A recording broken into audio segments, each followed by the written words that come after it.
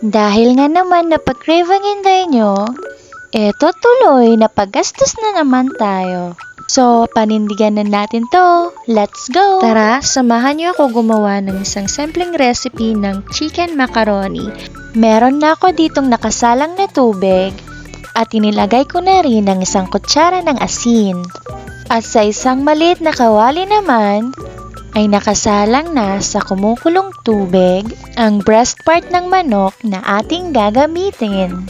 At eto na rin ang ating pinakaihintay, ang pagkulo ng tubig na pagsasalangan natin sa wakas ng ating munting macaroni pasta. Diretso ko na lang ding inilagay ang ating macaroni pagkatapos kong pahinaan ng apoy.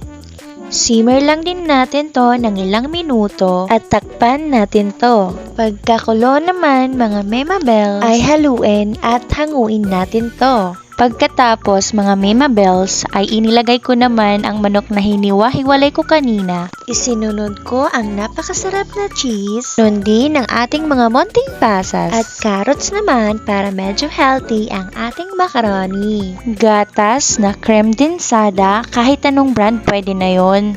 Dito sinimot-simot ko na naman talaga yung gatas para mas masarap.